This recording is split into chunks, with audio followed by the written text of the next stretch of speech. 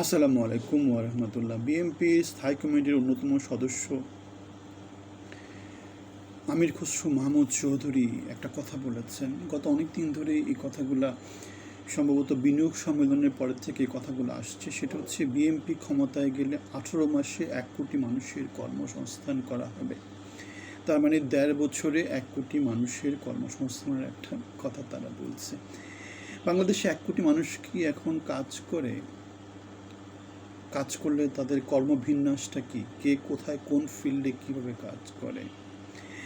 আমার তো মনে হয় বাংলাদেশে সত্যিকার অর্থে কাজে নিয়োজিত লোকের সংখ্যা, মানে কৃষিকাজে অনেকে আছে, গৃহস্থালী কাজে অনেকে আছে, সেগুলোকে আমরা কনভেনশনাল কাজ হিসাবে ধরছি না। সেই হিসেবে চিন্তা করলে বাংলাদেশে কোনো বেকার নাই। রাজনীতি করছে সেটাও একটা কাজ, রাস্তায় রাস্তায় ঘুরছে সেটাও একটা কাজ। এখন গঠনমূলক কাজ, উৎপাদনশীল কাজে বাংলাদেশের কত মানুষ কাজ করে? আমার তো মনে হয় বাংলাদেশের কোটি মানুষ তো দেশের বাইরেই থাকে এবং তাদের আয় উপার্জনে বাংলাদেশটা বেসিক্যালি চলে। এটা তো কারো কোনো সন্দেহ নাই। বাংলাদেশের যে রেমিটেন্স যোদ্ধা, তাদের টাকায় বাংলাদেশ চলে। তাহলে বাংলাদেশের কোটি মানুষ দেশের বাইরে থাকে, বাংলাদেশের ভিতরে কত লোক কাজ করে?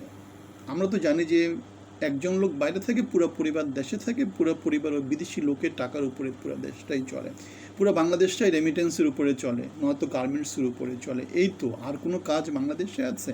তাহলে আমির খসরু মাহমুদ চৌধুরী, বাংলাদেশে তাহলে গার্মেন্টস আছে, রেমিটেন্স যোদ্ধা আছে, বাইরে যারা যায় তারা, বাংলাদেশে এর বাইরে আর কি আছে? কৃষিকাজ করে, গৃহস্থলে কাজ করে। তো আমির খসরু মাহমুদ চৌধুরী বা বিএনপি এই যে কথাটা বললো 18 মাসে 1 কোটি মানুষের কর্মসংস্থান করা হবে, তারা কি এটা ব্রেকডাউন দিয়েছে? কোন কাজ কাকে কীভাবে করাবে, বা প্ল্যানিংটা কীভাবে হবে, ইনভেস্টমেন্ট কীভাবে হবে, কর্মের সুযোগ কীভাবে সৃষ্টি হবে, এগুলো না বলে আমরা শেখ হাসিনা যেমন বলেছিল 10 টাকায় ঘরে ঘরে চাল খাওয়ানো হবে, 10 টাকা কেজি। এখন সেই চাল কেজি আমাদের কিনতে হয় 50 টাকা, 60 টাকাতে। আবার কেউ একজন মনে করেন কি নির্বাচনের আগে বলেছিল ঘরে ঘরে চাকরির সুযোগ, প্রত্যেক পরিবারে 1-2জনকে চাকরি দেওয়া হবে। এখন বিএনপি যদি একই পথে, প্রতারণার পথে হাঁটে, ভাগাড়ম্বরের পথে হাঁটে, আমরা 54 বছরের বাংলাদেশ আমাদেরকে কি শেখায়? 54 বছরের বাংলাদেশ আমাদেরকে শেখায় বাংলাদেশ থেকে সস্তা শ্রম দেওয়ার জন্য মিডল ইস্টে রক্ত বিক্রি করে আমাদের লোকজন কাজ করে, কৃষি খামারের লোকজন কাজ করে, গৃহস্থলী কাজের লোকজন কাজ করে, গার্মেন্টস শিল্পের লোকজন কাজ করে। এর বাইরে বাংলাদেশে আর কোথায় কি কাজ আছে? কি কাজ কে করে? উৎপাদনশীল কাজ। এর বাইরে বাংলাদেশে উৎপাদনশীল কাজ আর কেউ না। আর আছে সরকারি কর্মচারী কর্মকর্তা আছে 18 থেকে 20 লাখ। তারা হচ্ছে পুলিশে কাজ করে, কেউ হয়তো আর্মিতে কাজ করে, কেউ র্যাবে কাজ করে, কেউ আনসারে কাজ করে, কেউ বিডিপিতে কাজ করে, কেউ প্রশাসনে কাজ করে। এই তো, এর বাইরে বাংলাদেশে আর কি আছে? সবাই হচ্ছে গিয়ে সরকারি যেগুলো আছে সবাই উৎপাদনশীল কোনো কাজে নেই, সবাই লুটপাট খরচের ভিতর দিয়ে আছে। উৎপাদনশীল কাজে শুধুমাত্র কারা আছে? যারা রেমিটেন্স যোদ্ধা তারা, আর যারা হচ্ছে কি পোশাক শিল্প কারখানায় কাজ করেন তারা। উৎপাদনশীল কাজ তারা, কৃষিকাজে আছে এবং তারা, বাকি সবাই হচ্ছে গিয়ে খেয়ে পরে লুটে পুটে খাওয়ার মধ্য দিয়ে আছে।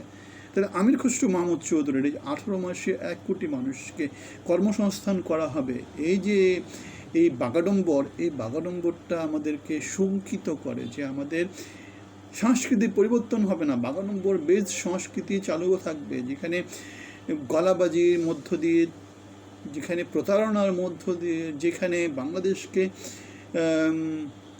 পিছিয়ে দেয়ার সংস্কৃতি চালু থাকা ছাড়া অন্য কোনো কিছু বাংলাদেশে দেখা যাবে বলে আমাদের এই মুহূর্তে মনে হয় না। আমরা জানি না বিএনপির ভারপ্রাপ্ত চেয়ারপারসন জনাব তারেক রহমান এই ক্ষেত্রে তার কী ভূমিকা আছে, তিনি কি চিন্তা করেন।